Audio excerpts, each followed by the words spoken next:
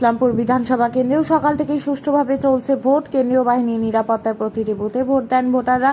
একইভাবে বৃহস্পতিবার ইসলামপুর শহরের 149 নম্বর বুথে ভোট দিলেন তৃণমূল কংগ্রেস প্রার্থী কানাইয়ালাল আগরওয়াল। বুথে ভোটারদের সাথে লাইনে দাঁড়িয়ে ভোট দিলেন তিনি। সকাল সকাল গিয়ে এই বুথে তিনিই প্রথম ভোটদান করেন। তিনি বলেন, সকাল থেকে শান্তিপূর্ণভাবে ভোট গ্রহণ প্রক্রিয়া শুরু হয়েছে। সকলকে স্বতঃস্ফূর্তভাবে গণতান্ত্রিক উৎসবে সামিল হওয়ার আহ্বান জানান তিনি। পাশাপাশি তার আত্মবিশ্বাস 50,000 বেশি ভোটে জয়ী হবেন তিনি।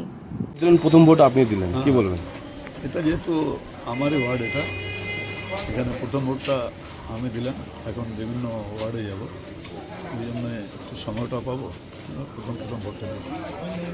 ভোট দিলেন, কি মনে করছেন এবং কতটা আশাবাদী? 100% তো প্রথম থেকে বলছি যে কমসে কম 50,000 ভোটে যাবে। দাদা, আজকে কী পরিকল্পনা আছে? কোথায় কোথায় যাচ্ছেন, কি করবেন আজকে, কোথায় বসবেন বা কিছু? মানে বসার কিছু নেই, আজকে বিভিন্ন বুথেই যাব। প্রথমে টাউনটা ঘুরবো, তারপরে রুরাল এরিয়াতে পঞ্চায়েতে যাবো। দাদা, একটা বিষয় হচ্ছে যে এই ইলেকশন কমিশনের থ্রু কি কোনো কোনো নেতাকে কোনো কি আজকে ইসে করে দেওয়া হয়েছে যে ওরা কোনো বুথে যেতে পারবে না? না, কোনো হাইকোর্টে অর্ডার আছে, এরকম কোনো বলতে পারবে না। ভিতরে ভোট দিলেন কোনো রকম?